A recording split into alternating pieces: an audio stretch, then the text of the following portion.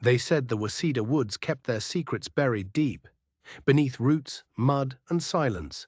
But when a war-scarred veteran named Nathan Cole and his loyal horse stumbled upon a rusted military truck swallowed by the forest floor, they uncovered more than forgotten steel. Inside waited something that was never meant to be found, something born in the dark corners of a war no one ever admitted happened. And once it saw the light again, the past refused to stay buried. The last morning of November came wrapped in a pale mist. The forest was silent, except for the slow drip of water from pine needles to damp earth. Nathan Cole stepped out of his small wooden cabin, his boots sinking into the mossy ground.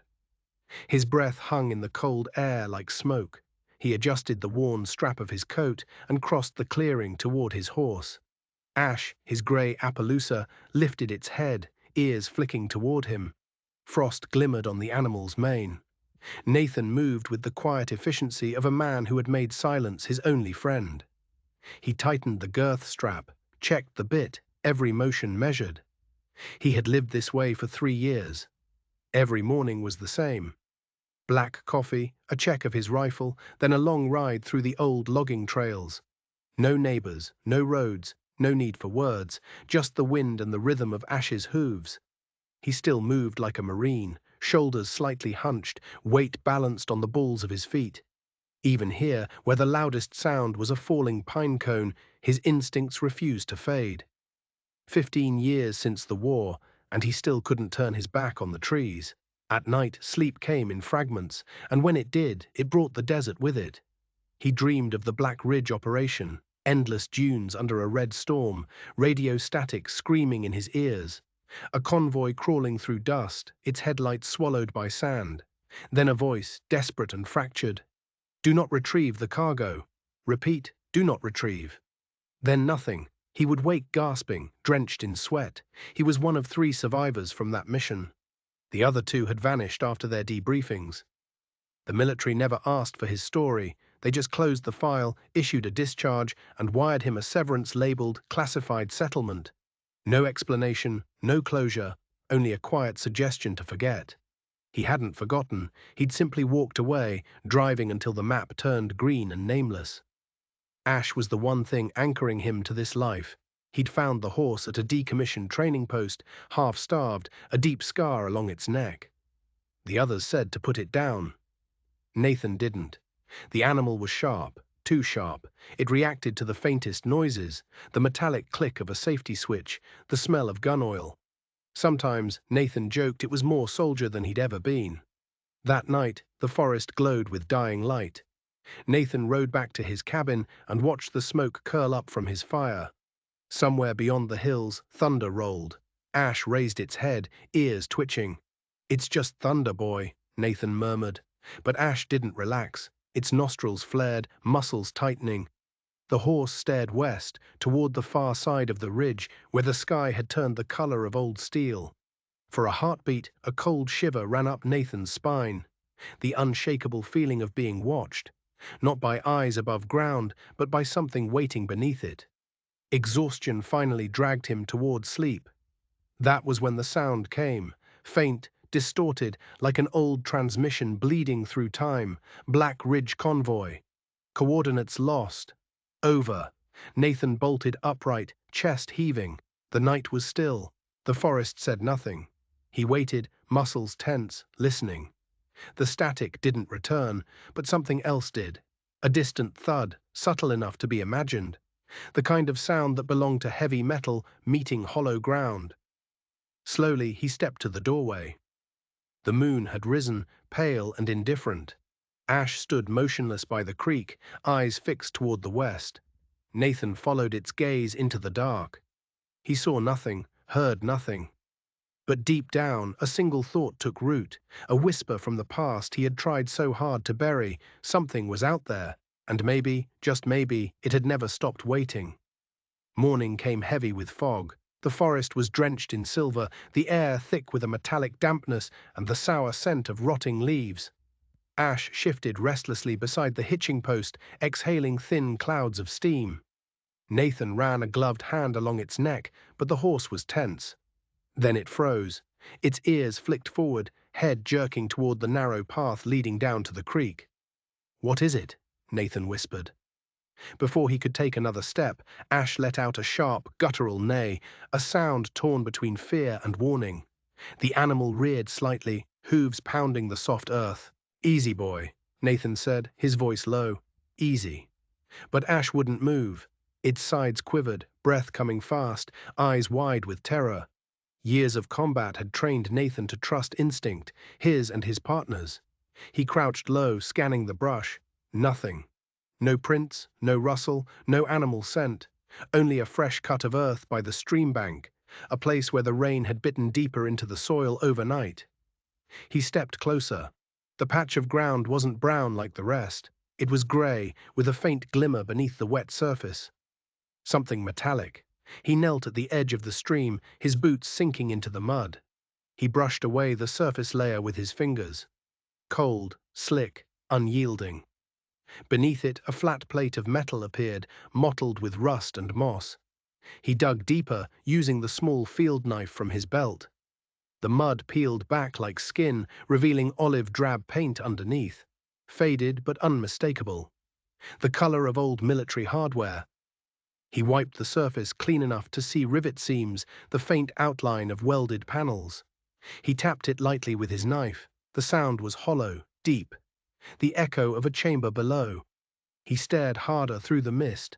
Then, as if the morning itself wanted to confirm his fear, a line of faint letters shimmered through the grime. U.S. Army property. The sight hit him like a blow to the gut. His breath fogged the air. He knew that font, that paint, those words. He'd seen them burned onto the side of every vehicle in the Black Ridge convoy. Before the sand took them, before the radio went dead, before the order came, "Do not retrieve the cargo." Nathan's throat tightened. He looked back at Ash. The horse stood rigid, ears flat, giving low, anxious snorts. Nathan whispered, half to the animal, half to the memory clawing at him. "Whatever's buried down there wasn't meant to breathe again." A breeze stirred through the pines, cold, chemical, unnatural. It carried a scent Nathan hadn't smelled in 15 years. The sharp tang of metal and disinfectant. The smell of containment. The smell of a lab. He stepped back, his mind racing. He knew two truths at once, that he shouldn't disturb it, and that he couldn't possibly walk away. By the time he reached the cabin, the fog had begun to lift. Nathan unsaddled Ash, his movements automatic. His mind was turning over the facts. A military vehicle, buried so deep it took a landslide to expose it. A restricted paint code from the late 80s. A location inside a federal forest, miles from any recorded base. This wasn't chance. Someone had put it there. Someone with authority and something to hide. He remembered the maps he'd studied. The Waseda Range had been used for training exercises in the early 90s, then officially abandoned. But what if it hadn't been? What if Black Ridge hadn't ended in the desert? The thought sent a chill through him. He'd spent years convincing himself the past was buried, but now, standing in the echo of his own ghosts, that felt like a lie. He went inside. The cabin smelled of cold ash and pine oil. He crouched before the storage trunk at the foot of his cot and lifted the lid. Inside lay his old field gear, a folding shovel, a pry bar, heavy gloves, a flashlight, a survival knife, still sharp. Tools of persistence, tools for men who dug for answers in places they shouldn't. He packed them into a canvas bag, his movements precise, deliberate. The way a soldier prepares for a mission he knows might change him forever. He strapped the pack shut and set it by the door. Outside, the first line of sunlight cut through the canopy, striking the damp ground by the creek. The spot where the earth had given way shimmered faintly in the distance. "All right, old boy," he said, not looking back at Ash. "Tomorrow we dig." The horse whickered behind him, a low, heavy sound. It stepped closer, pressing its head against his shoulder, a gesture both comforting and resistant. "I know," Nathan said, stroking the animal's neck. "You don't like it. Neither do I. But the decision was made. If someone had buried this thing to forget, then maybe it was time someone remembered." That night, sleep was impossible. He lay on his cot, staring at the rafters. He thought of the words painted on that metal. U.S. Army property. property of a machine that had used men like him as parts, property of a history that refused to stay dead. He thought of the silence on the radio all those years ago, the smell of ozone and blood, the voice screaming through the static. He thought of the word cargo, and he knew. Whatever lay beneath that mud, whatever had been sealed away, it wasn't just a vehicle. It was a message from the past, sent to the one man too stubborn to stop listening. The sky was still half dark when Nathan returned to the creek.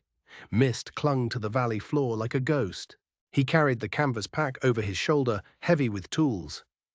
Ash followed at a distance, restless, snorting sharply. The air smelled of cold water and pine, but underneath it lingered something metallic, faint but sharp.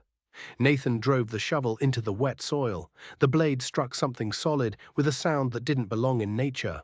A hollow ring of steel beneath earth. He dug for hours. Mud splattered his face and clothes. The cold damp crept into his gloves. The air thickened with the smell of rust and rot. Finally, the soil gave way, revealing a flat, hard surface slanting through the mud. An iron door, large and square, sealed by years of decay. He wedged the pry bar beneath the edge. The mud sucked tight around it, resisting like flesh. He leaned in, putting his weight into it. With a dry, brittle screech, the seal broke. A rush of air escaped, damp, cold, and wrong. Nathan recoiled, gagging. The stench hit him full force, formaldehyde, decay, and something else. Chemical, dense, and unmistakably human. Ash shrieked behind him, jerking at the reins, hooves tearing the earth. "Easy!" Nathan shouted, coughing into his sleeve. "Easy, damn it!" The horse's terror only confirmed what he already knew. This wasn't just a relic. This was a tomb. He raised his flashlight. The beam sliced through a haze of dust and condensation, illuminating a shape that shimmered dully in the gloom. Olive-green metal, streaked with rust. He widened the opening, propping the door open with the pry bar. The beam found the truth.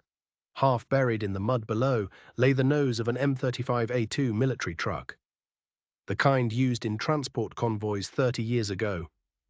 The paint was peeling, the grille crushed inward. Roots coiled through the chassis like veins reclaiming a corpse. "What the hell happened to you?" he whispered.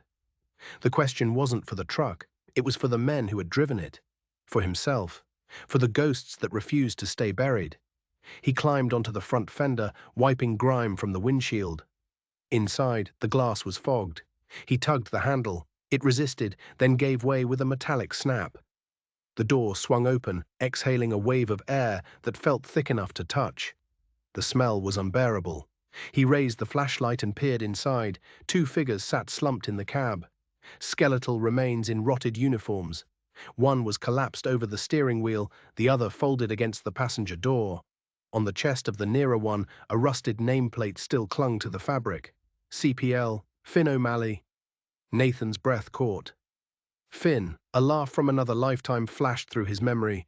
"You owe me a drink when this is over, Cole." He reached out, his fingertips brushing the corroded tag. The chill that ran up his arm had nothing to do with the temperature. The insignia on the torn sleeve was still faintly visible. A serpent coiled around a winged emblem, the mark of the Black Ridge Transport Unit. Nathan closed his eyes. He hadn't just found a truck. He'd found his past. He swept the light across the dash. The dials were cracked, the switches fused by rust. But in the center of the console, something small gleamed. A rectangular slot with a military data chip still embedded inside. He shut the door gently. "Rest easy, Finn," he murmured. "You've been waiting long enough." He moved to the back. The cargo bay doors were chained, but the rust had weakened the lock. He jammed the pry bar into the gap and levered hard. The metal shrieked, then snapped. The doors swung open, releasing a gust of air so cold it burned his lungs. The fog that poured out shimmered, faintly tinged with blue. His flashlight beam caught on rows of metal crates. Refrigeration units. Some were intact, most were torn open, and the smell that escaped was beyond decay. He gagged, forcing the beam forward. What it revealed turned his stomach to ice. The boxes weren't filled with weapons. They were filled with pieces of things that might have once been alive. Limbs, some too long, others too small. Jars of tissue suspended in cloudy fluid, half-melted bones that didn't belong to any single species, a spine that was almost human except for the extra vertebrae, a skull with eye sockets that angled wrong, too wide apart, a child's hand fused with what looked like cartilage from an animal's limb. The fluids shimmered under the light, some pale blue, others a sickly amber. A few containers still hummed faintly, old power cells fighting to die. Nathan stumbled backward, his breath loud in his ears. Fragments of memory broke through. Whispered conversations in desert tents. "We're testing endurance, Cole. Beyond human limits. They're not weapons. They're prototypes." Prototypes of what? He knew now. The Black Ridge convoy hadn't been transporting supplies, it had been carrying the evidence of a crime. Something so monstrous it couldn't be reported, only buried. He shone the light one last time. Near the far wall, half hidden under a fallen crate, a metal plaque caught the beam. He wiped away the grime. The words were etched deep. Property of Black Ridge Bio-Adaptation Unit. The letters sliced through him. He turned to a small dashboard at the rear of the bay. Auxiliary controls, long dead. Beside them, a second data chip was lodged in a socket. He drew his knife, pried it loose, and slipped it into his jacket pocket. The metal felt heavier than it should have. When he climbed back into the open air, the cold hit him like salvation. Ash was there in moments, trembling. The horse pressed its head against his shoulder, seeking reassurance. "It's all right," he whispered. "We're out." But he didn't believe it. Behind them, the iron door still gaped, breathing faint vapor into the mist. The truck's half-buried frame gleamed faintly, like a coffin refusing to stay shut. He knew he'd just uncovered something no one was meant to see. And in his head, the old order came again, cold and distant. Do not retrieve the cargo. What had they known back then? What had they sealed away under orders and silence? As he led Ash back up the hill, the forest felt different. The trees seemed closer, the shadows heavier. Every sound felt like an echo of something watching. That night, the fire in front of his cabin burned low. Nathan sat with the data chip between his fingers, turning it over in the firelight. The metal reflected a thin, cold glint. He thought of Finn, of the convoy, of the things he'd seen in those shattered crates. He knew what this chip was, proof. Proof of something no one wanted unearthed. But proof was dangerous. Proof drew attention. Proof could get him killed. He tucked the chip into his inner pocket, zipped it shut, and leaned back. The forest was quiet again, too quiet. For the first time since he came to these mountains, he realized the silence around him was no longer peaceful. It was listening, and it knew his name. The morning came thin and grey. Nathan packed his gear in silence. The data chip sat in the inner pocket of his jacket, wrapped in an oilcloth pouch. He checked the pistol at his hip, then shut the cabin door behind him. "We're just going for a ride," he told Ash. They followed the narrow switchback path down the mountain. By mid-morning, the trees thinned, and the little town of Pine Hollow came into view. A cluster of wooden roofs, a water tower, and a strip of asphalt running through it like a scar. The sign at the entrance read, "Welcome to Pine Hollow," where time took a nap. As Nathan rode through, people turned to look. He could feel the weight of their gaze, a mix of curiosity and something colder. The instinctive caution of a town that had learned not to ask questions. The sheriff's office was a squat brick building with a faded flag. Nathan stepped inside. Behind a cluttered desk, Sheriff Tom Latner looked up. He was in his 50s, with sharp eyes that had seen too much, and decided seeing less was better. "Name's Cole," Nathan said. "I found something up by the ridge. Looks military." "You from around here?" Latner asked. "Marine. Retired." Something shifted behind the sheriff's eyes. Caution. He gestured for Nathan to sit. "Go on." Nathan kept his tone flat, recounting only the parts that sounded ordinary. The landslide, the metal door, the letters U.S. Army property. He didn't mention the bodies, or the chip. Latner listened without interrupting. When Nathan finished, the sheriff took a long drag from his cigarette. "You'd be smart to forget what you saw, Captain," he said finally. "Some ghosts got lawyers now." "Meaning?" Latner blew smoke toward the ceiling, meaning this town's been quiet a long time. We like it that way. You dig up trouble here, and it'll dig you back deeper. The two men stared at each other, soldier and lawman, both veterans of silence. As Nathan stood to leave, the sheriff called after him, "Take care of that horse. He's got better instincts than most folks I know." It sounded half like a warning, half like a confession. By noon, Nathan stopped at the only bar in town, the Hollow Tap. Inside, the air was thick with whiskey and wood smoke. A few locals glanced up when he entered. He took a seat at the bar. "Coffee," he said. As the bartender poured, a gravelly voice rose from the back of the room. "I'll be damned. Cole." Nathan turned. A stocky man with a limp and a weathered face stood by the pool table. Sergeant David Harlan. His voice hadn't changed. They clasped hands, the grip tight and wordless. "Let's talk where ears ain't so close," Harlan said, gesturing to an empty booth. They sat. "Heard you've been digging where you shouldn't," Harlan said, his voice low. "Found a truck," Nathan said, M35A2, buried with bodies. Harlan froze, the color drained from his face. He leaned closer. "The Black Ridge convoy," he whispered. "A test transport. Went off radar during a storm. They said it carried more than cargo." Nathan's eyes hardened. "More than cargo," Harlan continued, his voice shaking slightly. "Biosamples. Stuff they were moving before the feds got wind of it. After it vanished, the files disappeared. Mercer took what was left, used it to start Helios Systems." Nathan stared at him. "Mercer? Colonel Raymond Mercer? My CO? He's the one who signed off on the convoy manifest." For a moment, neither spoke. Nathan remembered Mercer's face, the calm, ruthless precision in the desert storm. Harlan looked down. "Word is, he owns half this damn town. Helios funds the sheriff's office, the mine, even this bar. That's why nobody talks." "So the silence has a payroll," Nathan said slowly. "Exactly." Harlan's eyes were tired and pleading. "Listen to me, Cole. You didn't find a truck. You found a grave. Leave it that way." Nathan didn't respond. He stared into his cold coffee, seeing the words from the truck's hull. A grave, a secret, and somewhere above it, Mercer's shadow still walking free. Harlan left first. Nathan stayed at the table, glancing at the wall mirror. His reflection stared back, hollow-eyed. Behind him, an old calendar hung on the wall. Its faded header read, "Helios Systems. Innovation for Tomorrow." Nathan felt a chill trace his spine.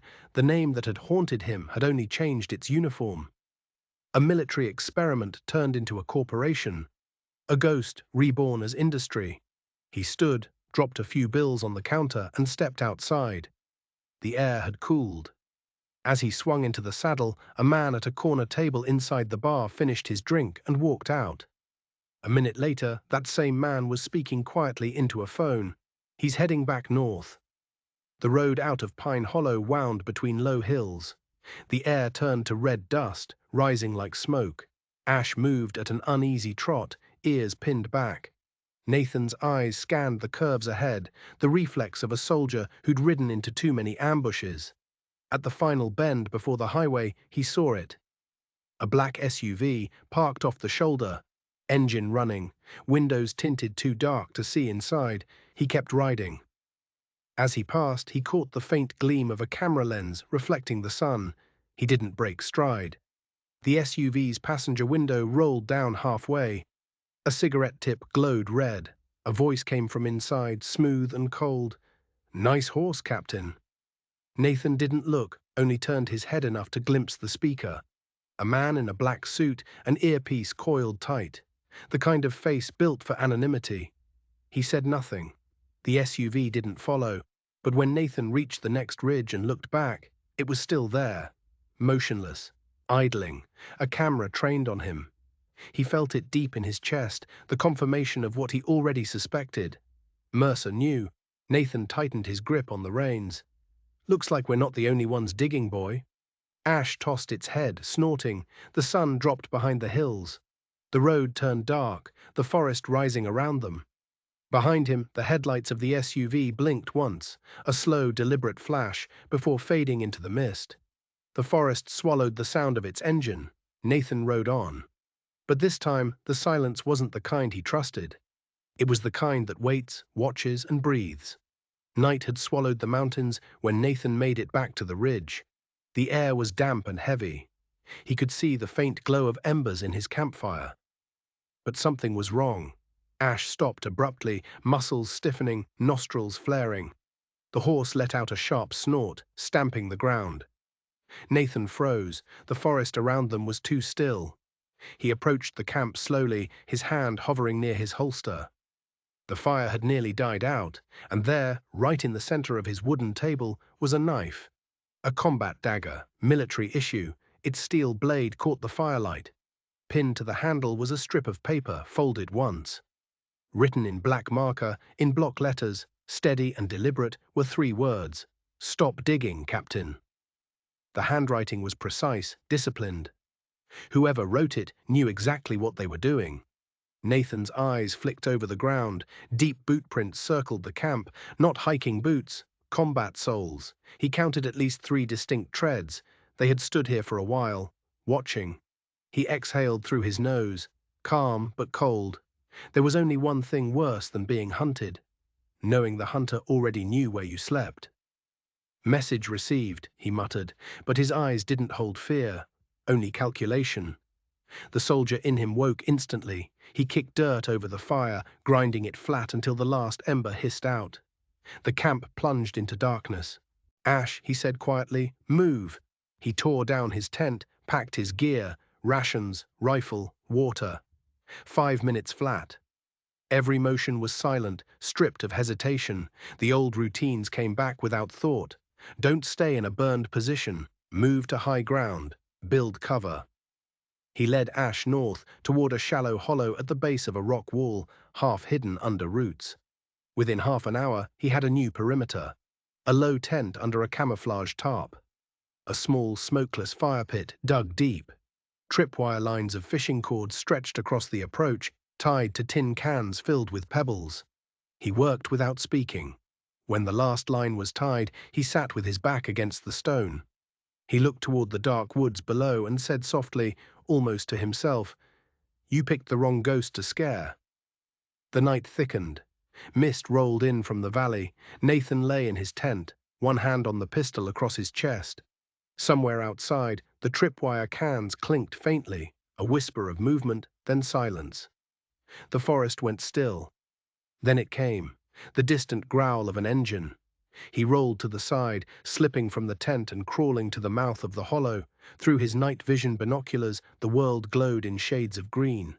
600 meters out, down by his old campsite, a black SUV sat, headlights off. 2 heat signatures moved around it. Human. Disciplined.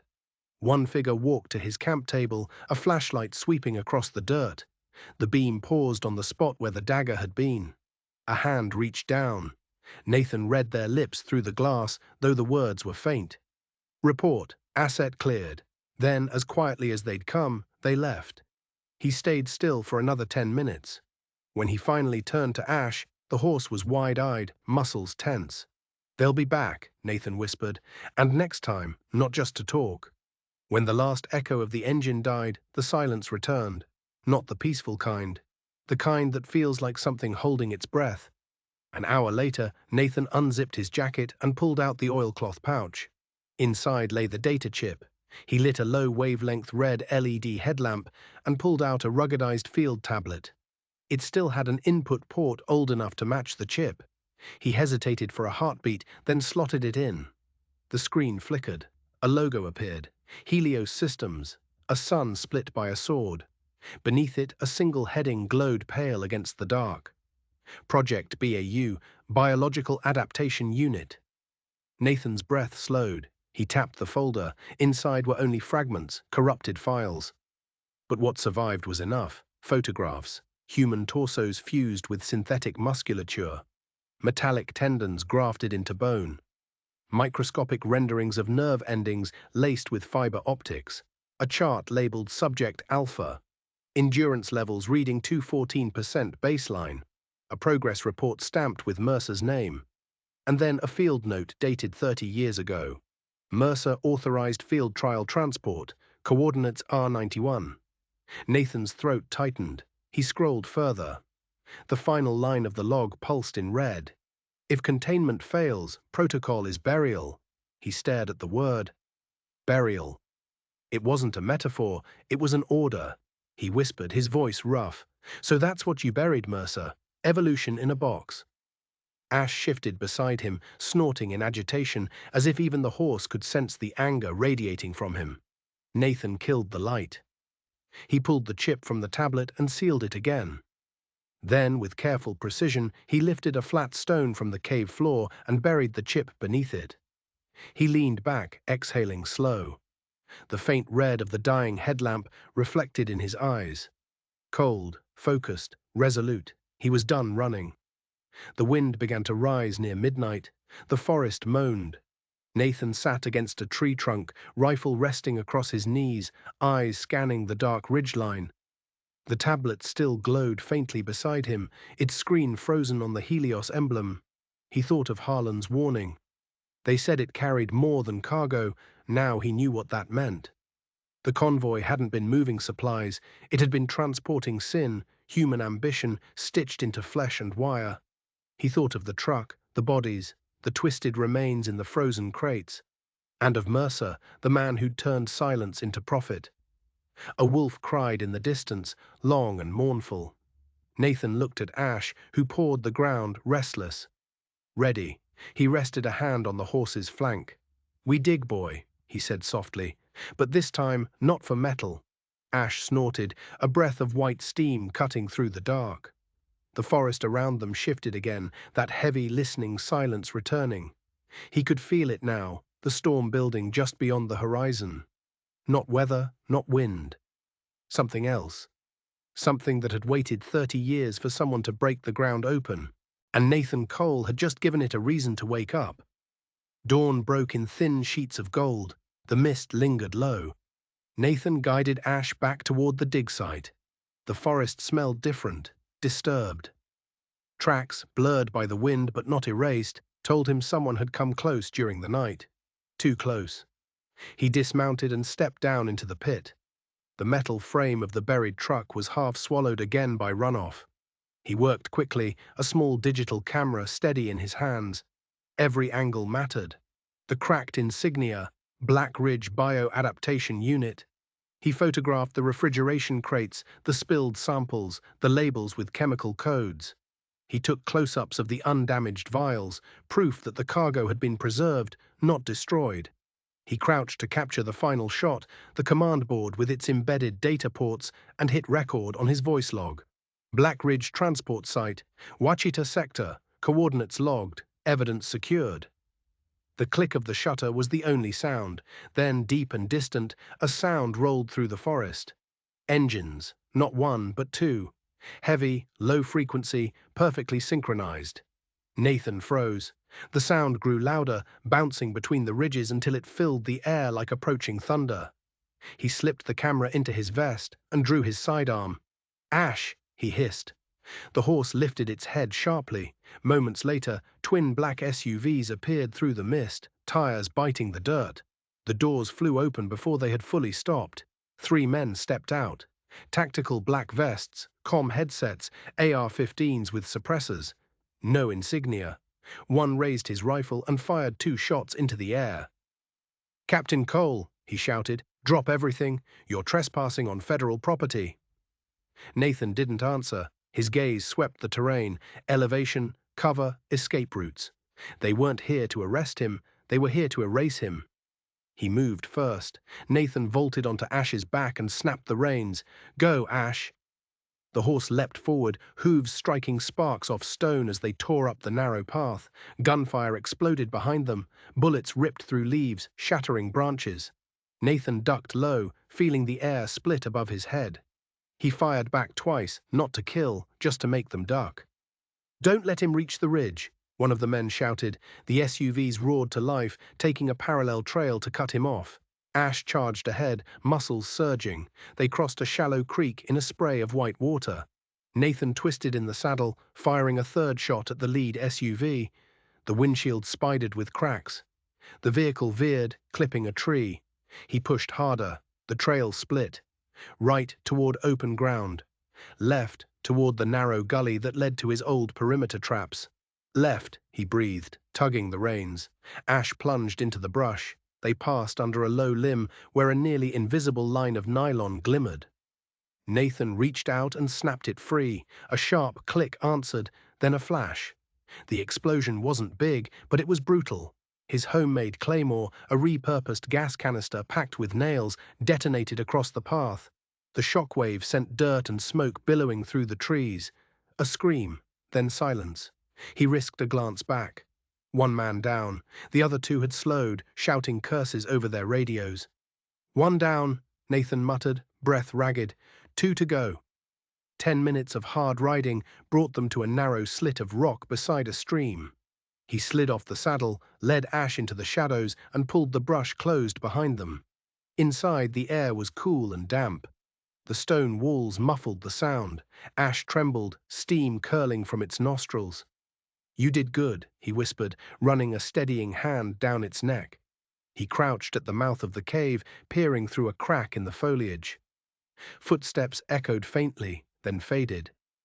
They were moving slowly now, searching. For now, he was safe.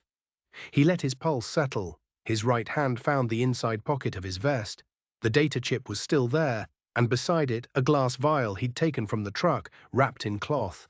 He unrolled it carefully, holding it up to the faint red beam of his flashlight. Inside, suspended in a viscous fluid, something moved. Not quite alive, not quite inert. It pulsed faintly, contracting and expanding like a tiny muscle. Ash made a low sound in its throat and took a step back. Nathan's voice dropped to a whisper. They weren't just moving samples, they were moving prototypes. He zipped the vial back into his vest, securing it under his body armor. Whatever it was, it had to survive longer than he did. He pulled his field tablet from his pack and switched it to record mode. Name, Captain Nathan Cole. Location, Ouachita National Forest. Time, 0647. He paused, staring into the dark. If I die, Helios killed me. And this thing, he lifted the vial, it's proof we became the monsters we feared. The sample inside the glass twitched again, as if reacting to his voice. A ripple passed through it, slow and deliberate. Transmission ready. Encrypt level 5. The tablet chimed softly, encoding the message. Once it caught a satellite signal, it would send automatically to an emergency server no one knew existed. He tucked the tablet away and drew his pistol. His finger traced the edge of the trigger guard, a muscle memory older than his regrets. Outside, the forest began to wake. The world looked normal again, but it wasn't. His instinct screamed that this was just the pause before something larger moved. He glanced at Ash. The horse stood calm now, head tilted slightly, listening. Nathan smiled faintly. Stay ready, boy. This is just the first round. Ash's hoof scraped softly against the cave floor, answering like a soldier. Beyond the walls of stone and fog, men were hunting him. But what they didn't know was that the thing they hunted had already changed. Not just the man, the truth itself. 2 days passed. The forest had gone quiet again. Too quiet. Nathan and Ash had pushed south, deeper into the foothills where the trees grew thicker. They lived on creek water and dried venison. The routine was steady, almost peaceful, but he knew better. Each morning he watched the sky. No aircraft, no drones. They'd lost his trail, for now. On the second night, he set camp atop a rocky bluff. From here, his field terminal caught the ghost of a satellite ping. He accessed the encrypted Black Ridge relay network, a channel he hadn't touched in over a decade. The contact list was mostly deadlines, all except one. Ward, Lena, Senior Biospecialist, BR Program. He typed, Ward. It's Cole. I found the convoy. For a long while, nothing. Then the screen blinked. Connection accepted. Voice only. A woman's voice came through, low and rough. Cole, you're not supposed to be alive. Neither were the things you made, Doctor. Nathan's answer came steady. The silence that followed was heavy with guilt. Black Ridge, she breathed. You found it. I found what's left, Nathan said, and it's not in the desert anymore, Doc. It's in Arkansas soil. She sighed, a sound of pure exhaustion, then she began to speak. Project Black Ridge started in 1989. Officially, it was DoD. But Helios Biotech, back when Mercer still wore a uniform, funded half of it. The mission was simple: make soldiers who could survive anything. We called them bioadaptive units. BAU, human muscle fused with animal endurance. Nathan listened, his expression unreadable. The first trials were promising, too promising. Subjects healed fast, needed half the oxygen. Didn't freeze, didn't tire. Her voice trembled. Then came the alpha batch. They stopped feeling pain. And they stopped listening. You made monsters. Nathan's knuckles whitened. No, Ward said quietly. We made men who stopped fearing death. That's worse. She paused. When people started dying, the Pentagon froze the program. But Mercer was head of security. He took control of the live samples, moved them under field evaluation. He claimed it was for transport. Nathan closed his eyes. The convoy. Yes, caught in a sandstorm the night it left the compound. We lost contact. Mercer sent a single transmission. Activate burial protocol. That meant no recovery, no report, no survivors. He erased everything. The personnel, the files, the funding trail. Then he built Helios on what we buried. Nathan sat very still. When he finally spoke, his voice was hollow. He didn't just bury a project, Doctor. He buried my team. The line buzzed with static. I can't undo what we did, Cole, but I can give you something. A long, complex code appeared on his screen. Use this to unlock your chip, but don't keep it long. Helios can trace the encryption signature. Understood. Nathan typed fast. The tablet's display shifted. Access granted. Files opened. A cascade of old data logs, photos, encrypted videos. He clicked the first entry. Subject Alpha observation footage. The image wavered, grainy but clear enough. A human figure, or what used to be one, stood in a containment cell. Its skin was grey, its veins lit faintly with bioluminescent filaments.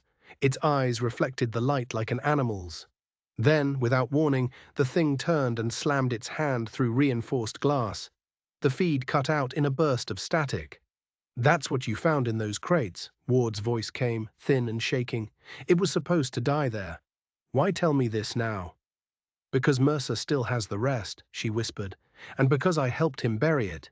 Expose him, but move fast. Once you opened that file, he'll see you. The line went dead.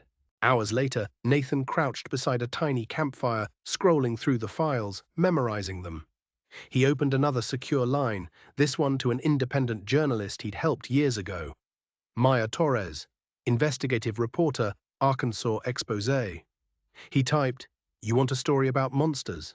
Find a quiet line." The reply came in less than 5 minutes. "You've got 5, talk." He transferred the data, photos, voice logs, blurred coordinates. For a long moment, nothing. Then Maya's voice came, soft, almost reverent. "Jesus, Captain, if this is real, you're holding the biggest crime in decades." "Then make it live longer than me," Nathan said. "If you want the truth to live, Captain," she said, "let me make it loud." 2 hours later, his satellite feed picked up a signal from the open net. A headline blazed across the news crawl. "The Buried Convoy. How Helios Hid a Human Experiment." Beneath it, a photograph of the rusted truck, half buried in mud, the words U.S. Army property stark against the grime. Within minutes, the article spread like fire. Helios issued no statement. The DoD said it was reviewing historical records. Nathan didn't need confirmation. The war had already started. At that exact hour, hundreds of miles away, Raymond Mercer stood in the glass office of Helios Systems headquarters. The headline glowed on an 8K wall display. He didn't shout. He didn't flinch. "Find him," he said. "Find Ward. Erase every trace." A younger aide lingered by the door. "Sir, what about the press?" Mercer's voice was low, dangerous. "We'll bury them again, along with whoever dug them up." When the door closed, Mercer turned to the window. On the desk behind him, a GPS tracker pulsed faintly. One red dot blinked on the map, deep in the Ouachita forest. Nathan Cole. Mercer smiled, just slightly. "He wants a war," he murmured. "Then I'll give him a burial." By dawn, Nathan felt the shift in the air. Maya's encrypted message arrived at 0512. They traced you, Captain. They're moving. He read it once, then deleted it. The decision was already made. He packed light, rifle, sidearm, 3 homemade charges, and the chip. He turned to Ash. We started it here, boy. Let's finish it here. The sun rose behind them as they rode north, back toward the jagged scar of Iron Ravine, where the truck still waited, half swallowed by the earth. By noon the wind turned cold. He dismounted, surveying the terrain. This time he wasn't here to dig. He was here to bury. He set the first claymore along the ridge path, half buried under wet leaves. Another near the broken trailhead. He linked their triggers with thin copper wire to a remote detonator. Then he scaled the slope, set up his rifle nest among the rocks, and checked his sight lines. Every possible entry to the ravine was in view. Ash stood tethered behind a boulder. Around its neck, Nathan fastened a length of rope tied to a small metal pin. A pressure release. The signal was simple. One tug. If Nathan gave the order, Ash would pull the rope, triggering the main charge. He opened the comm. Maya, if I don't make it, he said quietly, tell them the truth's buried at Iron Ravine. The connection crackled. They're already on their way. Nathan smiled, a small, tired smile. Good. Saves me the trouble of finding them. He shut off the transmitter, chambered around, and took his position. The wind carried the scent of rain, of iron, of endings. Below him the buried truck waited. Nathan rested his cheek against the rifle stock, his breathing steady. The forest held its breath. Somewhere out there, engines were already starting, and this time there would be no running. The Waseda forest was a cathedral of fog and silence. The moon hung low, its light fractured by the mist. Every breath of wind hissed through the ravine's walls like a whisper. Nathan crouched beside Ash, cloaked in shadow, overlooking the skeletal ravine. Below, the half-buried military truck waited. Around it, his work waited. Tripwires, claymores, pressure triggers, everything was ready. Easy, boy, he whispered, steadying the horse's neck. Tonight we end it. From beyond the ridge, the stillness broke. A low hum rolled through the trees. Engines, synchronized and deliberate, headlights pierced the fog, white cones cutting through the black. 2 SUVs climbed the dirt road and halted just short of the ravine. The doors opened. The first man out was unmistakable, Colonel Raymond Mercer. Silver hair slicked back, a long coat brushing against polished boots. The face of authority, soured by arrogance. His eyes scanned the cliffs, sharp and calculating. Behind him, 2 Helios operatives emerged, rifles up, scopes glinting red. Mercer's voice echoed off the stone. You can't fight the machine, Cole. For a long breath, there was only the moan of the wind. Then Nathan's voice came back from somewhere unseen, low and steady. I built it with my blood. I'll bury it with yours. Mercer hesitated, then click. The safety of a rifle being released, the forest erupted. Gunfire cracked through the night. Red tracers tore through the fog like dying comets. Nathan moved through the darkness like water through stone, fast, silent, trained. He shifted position between the rocks, firing short, precise bursts, the echoes making it impossible to track his location. One of Mercer's men crept toward the buried truck, sweeping the ground with an infrared scope. A faint metallic ping sounded too late. The pressure wire snapped. The explosion was short but brutal. Dirt, leaves, and flame bloomed outward like a flower of fire. The man went down screaming, his rifle spinning into the dark. The second guard shouted, opening fire blindly. From behind a ridge, Ash charged, a sudden shadow of muscle and fury. The horse struck like a battering ram, slamming the gunman off his feet. His weapon clattered down the slope. Nathan swung his rifle around and fired once, clean and controlled.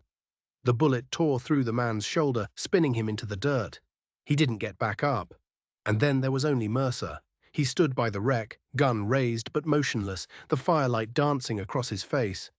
Still following orders, Captain, he called out. Nathan's voice came back like a blade. Only the ones I gave myself. Mercer's lips twisted into a snarl. He began to back toward the buried truck. Nathan rose from cover. Don't open that, Mercer. Mercer ignored him. He gripped the rusted latch and pulled. The door groaned open, its hinges crying like the dead. Inside, time had stopped. Frost clung to the steel walls, crates and tanks lined the space like coffins. One of the frozen containers had cracked open, leaking a mist that shimmered in the moonlight. Mercer froze, staring into the darkness of the open crate. Something inside moved. It was small at first, a twitch, a pulse under translucent flesh. Then the shape shifted, pressing against the cracked glass, smearing the condensation with something darker than blood. Mercer's breath caught, his composure shattered. "No," he whispered. "No, it can't be." He fired into the crate, once, twice, over and over, until the hammer clicked dry. Nathan didn't wait. His thumb flicked the remote trigger. The ravine lit up like daylight. A thunderclap of explosions tore through the valley, fire, rock, and smoke rising in a single violent wave. The earth itself seemed to recoil. The truck vanished in the blast, its metal shell bursting apart before being swallowed by the landslide it created. Nathan and Ash ducked behind a ridge as the shockwave roared past. Gravel and flame rained down, then silence, only the sound of distant debris tumbling down the ravine, the hiss of burning metal cooling in the fog. Nathan stood slowly, chest heaving, staring at what was left. Nothing but twisted steel, glowing faintly red through the smoke. He whispered, almost to the wind, "That's for Black Ridge." Morning came pale and hesitant. The fog burned off, revealing the scar Iron Ravine had become. Federal vehicles lined the ridge, FBI tactical units, federal forensics. At their head stood Special Agent Mark Danner, his boots crunching on the still warm earth. Beside him stood Maya Torres, her press badge clipped to her jacket. Her eyes were tired, but alive with the strange mix of triumph and disbelief only truth can bring. "They followed the coordinates he sent before the line went dead," one agent reported. Danner nodded. "And?" "3 bodies, sir. One matched dental for Raymond Mercer." Another agent carried an evidence bag containing a half-melted dog tag and a warped hard drive. And a glass vial, miraculously unbroken, the biological sample still suspended in cloudy fluid. Danner exhaled. "Looks like he finished what we couldn't." Maya's gaze drifted toward the horizon. "Or maybe," she said softly, "he just gave it back to the earth." Cameras clicked. The world would soon see what had been buried. The next day, headlines screamed across every screen. Operation Black Ridge, the buried convoy unearthed. Weeks passed. The story detonated across the nation. Congress convened emergency hearings. The name Helios Systems became synonymous with atrocity. In Washington, Dr. Lena Ward stood before a panel of senators, her voice low but resolute. "We buried evolution to hide our shame," she said.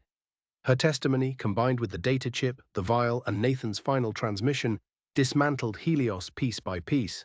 Maya Torres's articles won her the Courage in Journalism award. But the photo that spread the farthest wasn't from a press conference. It was a quiet one. Maya at the War Memorial, placing a weathered brass Zippo on the stone. The initials NC were carved into its side, the spark that had burned away the lies. In the final report, Agent Danner wrote only 3 sentences. Case closed. Witness presumed deceased. Legacy undeniable. But in his heart, he didn't believe the deceased part. No one had found a body, and no one had found Ash. Months later, in the high hills beyond the Ouachitas, the world had turned green again. It was May. The air was warm, filled with the scent of pine and new life. Nathan sat astride Ash on a sunlit ridge overlooking the valley. The Iron Ravine had vanished, overgrown, reborn. Grass swayed over what had once been scorched earth. The past was finally being reclaimed. He wore no uniform, just a canvas jacket. His rifle was gone. Ash stopped at the crest, ears flicking. The horse turned its head slightly, as if to ask what came next. Nathan smiled faintly, his voice quiet but sure. "Some ghosts die in the dark," he said. "Others just need someone to bring them into the light." He reached forward, unbuckling the worn leather bridle and slipping it free. The metal bit clinked softly against the saddle horn. Ash stood still for a moment, breathing slow, the wind rippling through its mane. Then, without hesitation, the horse began to walk forward, one steady step after another, into the wide golden field ahead. No fear, no urgency, just freedom. Nathan watched until the horse disappeared beyond the ridge, swallowed by sunlight. He breathed in deep, the scent of pine sap, of damp earth, of smoke long since turned to memory. "Go on, soldier," he murmured. "You've earned it." The wind shifted, carrying his words across the hills, scattering them like ashes.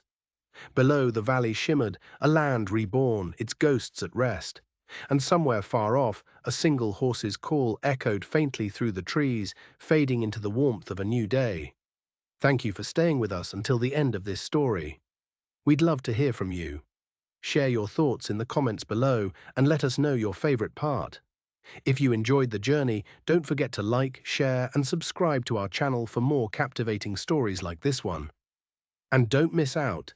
Hit the notification bell so you're always updated on our latest content. Your support truly means the world to us.